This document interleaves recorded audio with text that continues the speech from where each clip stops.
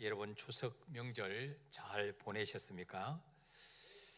코로나로 온 나라가 우울하고 마음이 다 처져 있었는데 우리 국민들의 마음을 만져주는 그런 힐링 프로가 우리 추석에 있었습니다. 바로 추석 전날 밤에 KBS 추석 특집으로 나훈아 콘서트가 있었습니다. 74세나 된 나훈아 씨의 그 열정과 가창력은 정말 가히 압권이었습니다. 아마 50대 이상의 어르신들은 모두가 다 열광하며 보셨을 것입니다.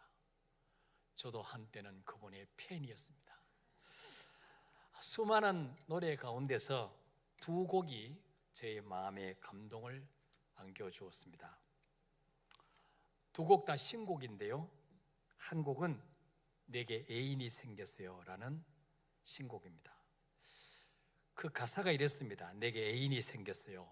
너무 좋아 죽습니다. 내가 사랑에 빠졌어요. 자랑하고 싶다고요. 난생 처음으로 향수도 뿌리고 핑크색 셔츠로 멋도 부리고요. 교회도 가려고요. 왜냐하면 그녀가 기도하는 모습을 봤거든요. 내게 애인이 생겼어요. 꿈인가요? 아닙니다. 내가 사랑에 빠졌어요. 아주 그냥 푹 빠졌어요. 아마 사랑에 빠진 여인이 교회에 다니는 여성인가 봅니다. 그것도 종교 생활하는 여성이 아니라 기도하는 여성이었는가 봅니다. 수많은 종교가 있지만 교회도 가려고요 하는 이 가사가 너무 은혜가 됐습니다. 절에도 가려고요. 이보다 훨씬 낫지 않습니까? 네. 왜 교회도 가려고요? 74세가 된 이 나훈아 씨가 이제야 지금까지 방황하다가 어디가 길인지 찾지 못하고 진짜 행복이 무엇인지 알지 못하고 방황하다가 정말 예수 잘 믿는 기도하는 여인을 만나고 나도 교회나 한번 가보자 이런 마음이 들었다는 거, 이것은 뭡니까? 정말 바른 복음을 듣고 구원받을 수 있는 기회가 생겼다는 거 아닙니까? 얼마나 감사합니까, 여러분? 또 한 곡은 제가 어제 인터넷을 뒤져보니까 저뿐만 아니고 거의 모든 분들이 굉장히 거기에 이제 감동을 받은 노래가 있어요. 바로 그것은 테스 형이라는 신곡입니다.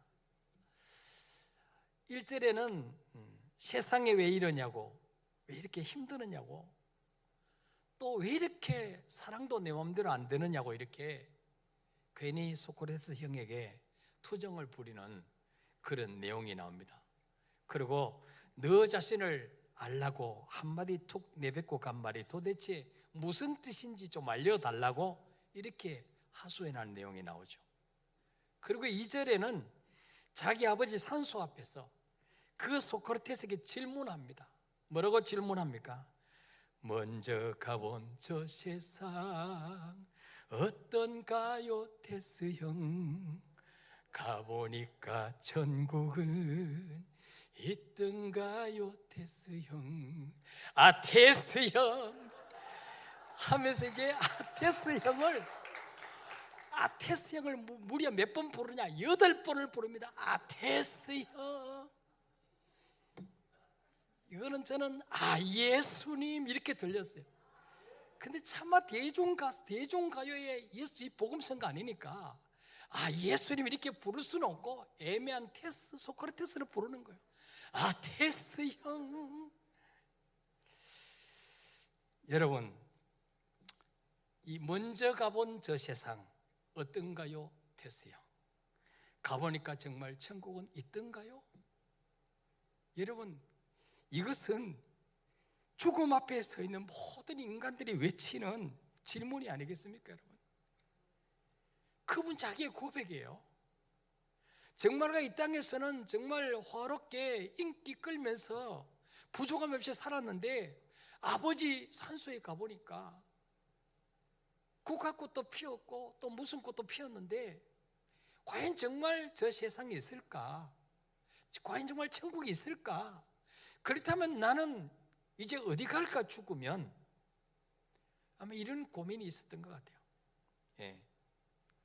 여러분, 정말 천국 있습니까, 여러분? 진짜로 있습니까, 여러분? 정말 확신하십니까, 여러분은? 여러분, 그렇습니다. 왜 천국이 있습니까? 우리에게는 구름같이 둘러싼 허다한 증인들이 있다. 그러니까 오늘 히브리서 12장 1절에 말씀하고 있어요.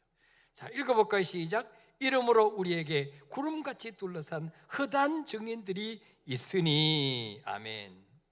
이 땅의 삶이 끝이 아니라 영원한 천국이 있고 상급이 있음을 삶으로 보여주신 수많은 믿음의 선배들이 있었습니다. 바로 히브리서 11장 24절부터 26절까지 한번 읽어볼까요? 시작. 믿음으로 모세는 장성하여 바로의 공주의 아들이라 칭함받기를 거절하고 도리어 하나님의 백성과 함께 고난받기를 잠시 죄악의 낙을 누리는 것보다 더 좋아하고 그리스도를 위하여 받는 수모를 애굽의 모든 부하보다 더 큰 재물로 여겼으니 이는 상 주심을 바라봄이라. 아멘.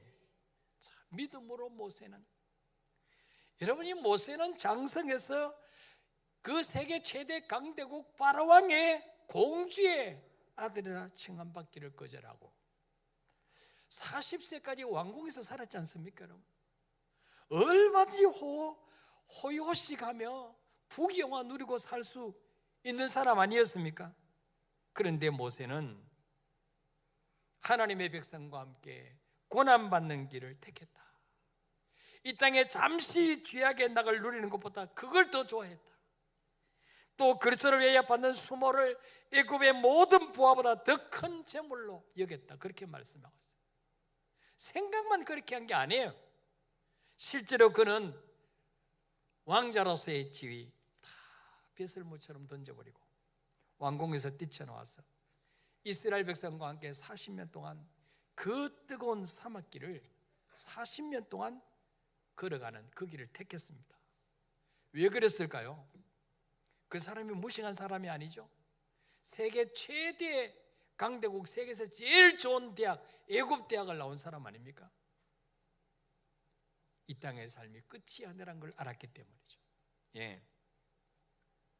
히브리서 11장 36절에 보니까 36절 37절 읽어봅시다. 시작. 또 어떤 이들은 조롱과 채찍질뿐만 아니라 결박과 옥에가 지는 시련도 받았으며 돌에 치는 것과 톱으로 켜는 것과 시험과 칼로 죽임을 당하고 양과 염소의 가죽을 입고 유리하여 궁핍과 환난과 학대를 받았으니. 아멘. 우리 믿음의 선배들은요, 예수 믿는다는 것 때문에 조롱당하고 쇠사슬에 묶여 감옥에 갇혔습니다. 어떤 사람은 돌에 맞고 어떤 사람은 톱으로 썰어서 잘려 죽었습니다. 어떤 사람은 믿음을 버리고 풀려나기보다도 칼에 맞아 죽는 편을 선택했습니다. 어떤 사람은 양이나 염소 가죽 그걸 뒤집어 쓰고 마치 짐승처럼 네 발로 기어다니면서 광야로 산으로 방황하였고 집에서 살지 못하고 산속의 동굴이나 토굴에 숨어 살면서 굶주림과 질병과 학대에 시달려야 했습니다. 그럼에도 불구하고 그들이 주님을 배반하지 않고 믿음을 지킬 수 있었던 이유가 바로 뭐냐? 히브리서 11장 40절에 이유를 밝히고 있습니다. 읽읍시다. 시작. 이는 하나님이 우리를 위하여 더 좋은 것을 예비하셨은즉 우리가 아니면 그들로 온전함을 이루지 못하게 하려 하심이라. 아멘. 이는 하나님이 우리를 위하여 더 좋은 것을 예비하셨은즉, 이 땅에서 예수님 때문에 당하는 고난과는 비교도 할 수 없는 더 좋은 천국을 하나님이 준비해 놓으셨다는 사실을 믿었기 때문인 것입니다.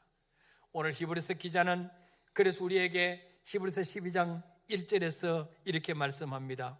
읽어봅시다. 시작. 이러므로 우리에게 구름같이 둘러싼 허다한 증인들이 있으니 모든 무거운 것과 얼매이기 쉬운 죄를 벗어버리고 인내로서 우리 앞에 당한 경주를 하며. 아멘. 여러분, 성경 현대어 성경에는 이 말씀을 이렇게 번역하고 있습니다.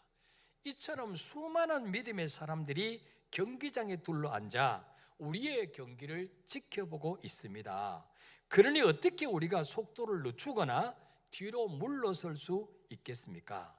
이제는 다리에 달라붙어서 우리를 넘어지게 하는 죄를 훌훌 털어버리십시오. 그래서 하나님께서 우리 앞에 정해 놓으신 이 특별한 경주에 인내를 가지고 달려갑시다. 이렇게 번역해 놨어요. 여러분, 신앙생활이 뭐냐? 장거리를 달려가는 마라톤과 같다. 그렇게 말씀하고 있어요. 그런데 그 긴 마라톤 42.19km를 우리 혼자 외롭게 달려가는 것이 아니라 우리보다 앞서 달려갔던 믿음의 사람들, 모세, 아브라함, 다윗, 다니엘, 정말 이런 구름같이 흔한 증인들이 경기장에 둘러앉아서 우리를 응원하면서 지켜보고 있다는 거예요. 그 응원석에는 몇 년 전에 천국 가신 저의 어머니와 여러분의 천국 가신 부모님도 거기에 앉아 계실 것입니다. 아마 그저께 추석날 천국 가신 우리 강 기사님 아버지 장로님도 응원석에 앉아 계실 거예요. 거기서 우리를 보면서 때로는 쓰러지려고 할 때마다, 때로는 달리다가 주변을 두리번거리고 포기하려고 하고 낙심하려고 할 때마다 조금만 힘내라, 조금만 참아라, 조금만 달려가라, 나도 그 과정을 다 이겨냈어, 이렇게 응원하고 계신다는 거예요. 그러므로 달려가다가 장애물이 있더라도 중간에 멈추거나 포기하고 되돌아가는 것이 아니라 온 힘을 다해서 목적지까지 달려가야 된다는 것입니다. 그런데 누구를 바라보고 달려가야 되느냐? 히브리서 12장 2절에 보니까 믿음의 주요 또 온전하게 하시는 이는 예수를 바라보자 그랬어요. 예수를 바라보자. 이 히브리서 기자는 우리 성도들의 신앙생활의 목적지가 바로 예수 그리스도라고 가르쳐주고 있어요. 영어 성경에는 Fix our eyes on Jesus. 내 눈을 예수님께 고정시키라. 네 눈을 예수님께 고정시키라. 그렇게 번역했습니다. 좀 더 쉽게 말하면 주님을 향해서 달려가다가 다른 것 쳐다보지 말고, 달려가는데 옆에 어떤 사람들이 싸우고 있고, 어떤 사람들은 춤추고 놀고 있고, 어떤 사람이 열심히 돈 벌러 가고 있고, 근데 그거 쳐다보지 말고 시선을 예수님께 고정시킨 채 달려가라는 것입니다. 이 세상 권세나 명예, 돈이나 세상의 쾌락을 쳐다보지 말고 예수님만 바라보며 신앙생활이라고 하는 이 경주를 완주해라, 그렇게 말씀하고 있습니다. 여러분, 사람도 바라보지 마시기를 바랍니다. 먼저 믿은 직분자 때문에 시험 들 수도 있습니다.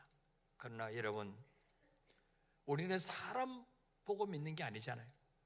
우리는 예수님 보고 믿는 거예요. 예. 어떤 사람 때문에 시험 들어서 그 교회 떠나면 다른 교회 가면 그런 사람 없습니까? 다른 교회는 천사들만 있습니까? 또 내가 다른 사람 때문에 시험 들면 나 때문에 시험 들 사람 없을까요? 역시 있는 거예요. 예.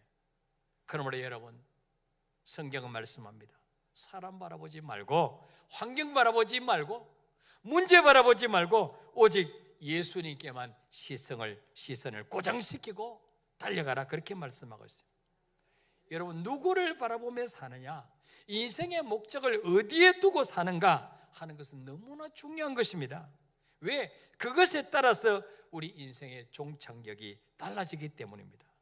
예수님을 바라보고 그분을 목적지로 삼는 사람의 결말은 예수 그리스도와 함께 영원한 하나님의 나라에 거하게 될 것입니다. 그러나 예수님을 믿는다고 하면서도 여전히 세상을 향한 시선을 거두지 못하는 사람은 롯의 처와 같이 세상이 멸망할 때 함께 망하는 것입니다. 그러면 우리가 바라보고 달려가야 될 예수님은 어떤 분일까요? 오늘 히브리서 12장 2절에 보니까 믿음의 주요 그랬어요. 믿음의 주요. 이 주라는 헬라 단어는 아르케고스, 아르케고스, 창시자, 앞서 인도하는 자, 그 말이에요. 여러분, 예수님은 믿음을 만드신 분이에요. 믿음의 창설자십니다. 또 자기 백성을 끝까지 믿음을 저버리지 않도록 인도하시는 인도자가 되시기 때문에 우리는 믿음 떨어지려고 할 때마다 누구 바라봐야 돼요? 예수님 바라봐야 돼요. 그분이 믿음을 만드신 분이니까, 믿음의 창설자니까, 또 끝까지 우리 믿음 저버리지 않도록 인도하신 분이니까, 뿐만 아니라 우리가 바라보고 달려가야 될 그 예수님은 어떤 분이냐? 우리를 온전케 하시는 분이다. 히브리서 12장 2절에 보니까 믿음의 주요 또 온전하게 하시는 인 예수를 바라보자 그랬어요. 예수님은 죄로 인해 죽을 수밖에 없었던 불완전한 우리를 자기 피로 속량하사 하나님 앞에 의롭다심을 받고 영생을 얻을 수 있는 온전한 자로 주님은 우리를 변화시킬 수 있는 바로 영적인 치유자인 것입니다. 그러므로 예수님이 고치지 못할 죄인은 없습니다. 여러분 중에 내 남편도 변화될 수 있을까? 내 자녀는 언제 바뀔까? 여러분 염려하지 마십시오. 하나님의 때가 되면 반드시 하나님이 우리가 기도하는 그분을 온전케 만들어 주실 줄 믿으시길 바랍니다. 그래서 예수님만 바라보고 달려가면 되는 거예요. 또한 우리가 바라봐야 할 예수님은 어떤 분이십니까? 12장 2절에 보니까 읽어볼까요? 시작. 믿음의 주요 또 온전하게 하시는 인 예수를 바라보자. 그는 그 앞에 있는 기쁨을 위하여 십자가를 참으사 부끄러움을 깨지 아니하시더니 하나님 보좌 우편에 앉으셨느니라. 아멘. 우리가 보고 달려가야 될 그 예수님은 어떤 분인가? 그는 그 앞에 있는 기쁨을 위하여 십자가를 참으사 부끄러움을 깨지 아니하시더니, 바로 십자가를 참으시고 부끄러움을 깨지 아니하신 그 주님, 그 주님을 우리는 바라보고 달려가야 되는 것입니다. 예수님은 이 땅에서 부귀영화 누리려고 오신 게 아니에요.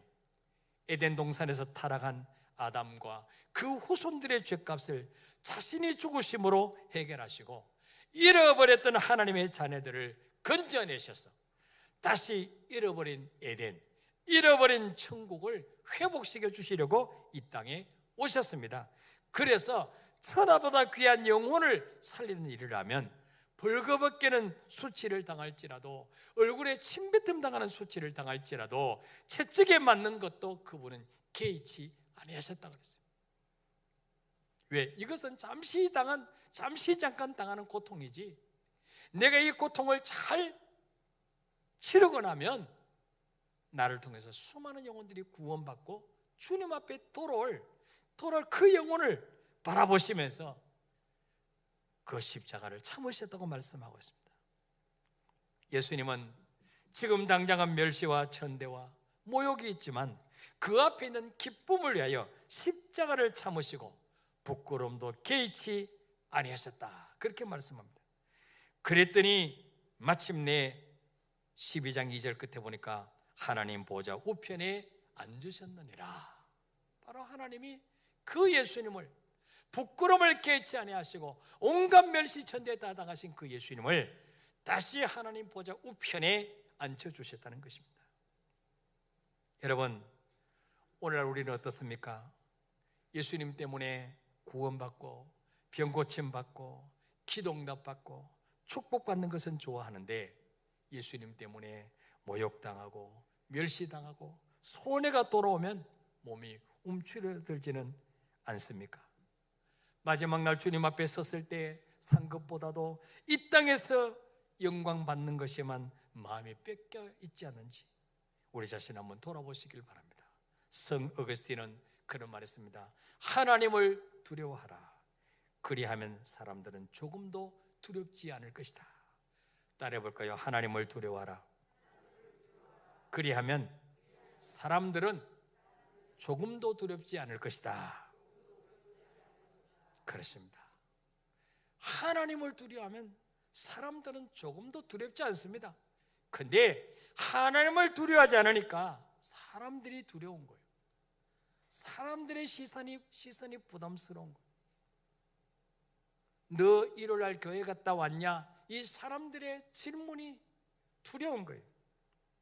누가복음 12장 4절 5절에 뭐라 말씀합니까? 시작. 내가 내 친구 너에게 말하노니 몸을 죽이고 그 후에는 능히 더 못하는 자들을 두려워하지 말라.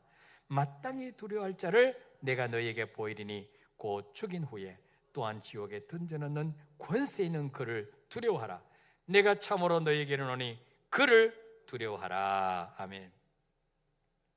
예수님이 말씀합니다.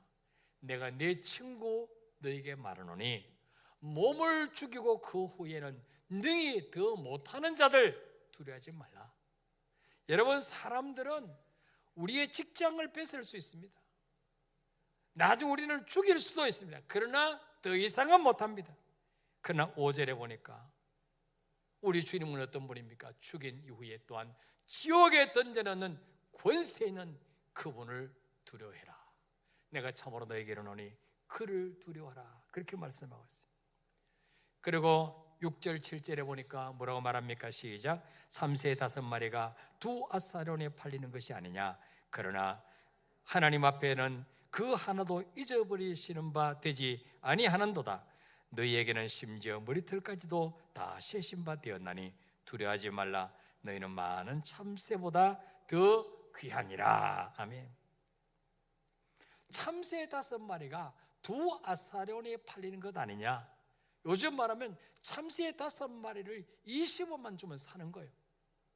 그런데 그 얼마나 보잘것없고 가치 없는 것입니까? 참새가. 그런데 하나님은 그 참새 한 마리도 결코 잊어버리지 아니하신다는 거예요. 다 기억하고 계신다는 거예요. 그런데 6절에 너희는 어떠냐? 하나님 앞에 우리 존재는 어떤 존재냐? 수많은 참새떼를 다 합친 것보다도 훨씬 더 너희는 귀하지 아니하냐. 그래서 뭡니까? 하나님께서는 너희 머리카락의 수도 다 알고 계시고 세고 계신다는 거예요. 그러므로 뭐요? 두려워하지 말라. 너희 머리털까지 내가 다 세고 있다. 너희가 뭘 입어야 될지, 뭘 마셔야 될지, 어떻게 살아야 될지 다 알고 계신다는 거예요. 여러분, 이 땅을 살다 보면 힘든 일도 있고 예수님 때문에 핍박과 조롱받을 때도 있습니다. 많은 분들이 직장에서 교회 갔다 왔다는 것 때문에 핍박을 받고 눈총을 받고 왕따를 당하고 그래서 나오지 못한 분들이 많습니다. 그러나 여러분, 어떤 환경 속에서라도 믿음의 주요 온전케 하시는 예수님만 바라보시기를 바랍니다. 앞에 있는 기쁨을 위하여 십자가를 참고 부끄럼도 개치 아니하신 그 예수님을 바라보시기를 바랍니다. 여러분, 우리 예수님은 나를 구원하시기 위해서 더 심한 멸시를 당하셨어요. 더 심한 부끄러움을 당하셨어요. 창조주신 그분이 자기가 만드신 피조물들 앞에서 벌거벗기는 수치를 당하셨어요. 피조물들에게 얼굴에 침뱉음을 당하셨어요. 멸시전대 당하셨어요. 채찍에 맞으셨어요. 근데 그 주님은 그 십자가 지는 것을 포기하지 않고 나 같은 죄인을 구원하시려고 그 수치와 부끄러움을 개의치 아니하시고 다 십자가 지시고 가셨다는 것입니다. 예수 믿고 구원받고 많은 축복을 받았는데 고난도 받아야 되지 않겠습니까, 여러분? 하나님의 자녀고 하나님의 상속자는 영광도 받지만 그러나 고난도 함께 받아야 된다고 말씀하고 있습니다. 사도행전 6장에 보면 스데반이 복음을 전했는데 그 당시 장로들과 종교 지도자들이, 권력자들이 스데반을 죽이려고 거짓 증인들을 세우고 사람들을 돈 주고 매수해서 모함을 했습니다. 저 스데반 죽여야 된다고. 근데 그때 스데반이 얼굴이 어땠을까요? 사도행전 6장 15절에 보니까 읽어볼까요? 시작. 공회 중에 앉은 사람들이 다 스데반을 주목하여 보니 그 얼굴이 천사의 얼굴과 같더라. 아멘. 공회에 앉은 사람들, 재판석에 앉은 사람들입니다. 70인 사내들인 공회입니다. 요즘 말하면 국회입니다. 법정입니다. 거기에 앉아있는 사람들 다 자기들이 지금 거짓말로 스데반을 모함하는 줄 다 알고 있어요. 자기들끼리 다 짰어요. 근데 우리가 이렇게 스데반을 모함하고 죽이려고 할 때 그 스데반의 표정이 어떤가 살펴봤더니 공회에 앉은 사람들이 다 스데반을 주목하여 봤더니 그 얼굴이 어땠다고요? 천사의 얼굴과 같더라. 분해가지고 울그락불그락한 것이 아니라 억울해가지고 나 정말 그런 말 한 적 없어 이렇게 한 것이 아니라 그의 얼굴이 천사 같다. 왜 그랬습니까? 그는 이 땅의 삶이 끝이 하는 걸 알았기 때문입니다. 생명조차도 하나님께 맡겼기 때문입니다. 하나님의 뜻이라면 내가 오늘 순교당해도 나는 기쁨으로 할 수 있다. 이런 믿음이 있었어요. 그러니까 스데반의 얼굴이 천사와 같더라. 여러분, 예수 믿다가 핍박당할 때 너무 얼굴에 티내지 마시고 스데반처럼 천사처럼은 못 돼도 여러분 받지 마시기를 바랍니다. 씩씩거리지는 마시기를 바랍니다. 그것이 바로 우리가 그들과 신분이 다른다는 증거가 아닙니까, 여러분? 똑같은 마귀자라면 왜 핍박하겠어요? 또 동지인데 우리가 남이가 이러면서 그럴 텐데 남이니까 핍박하는 게 남이니까 신분이 다르니까 핍박하는 거예요. 종착지가 다르니까 핍박하는 거예요. 마태복음 5장 10절에 보니까 읽어볼까요? 시작. 의를 위하여 박해를 받는 자는 복이 있나니 천국이 그들의 것임이라. 아멘. 의를 위하여 박해를 받는 자는 복이 있나니 천국이 그들의 것임이라. 여러분, 예수 믿는 것 때문에 박해받고 벌레 취급당하고 전염병을 옮기는 사람 취급을 당하고 그럴지라도 여러분 낙심하지 마시고 우려하지 마시고 또 상급 하나 쌓였구나 할렐루야 하면서 기뻐하시길 바랍니다. 우리 찬양하고 우리 기도하겠습니다. 아무것도 두려워하지 말라.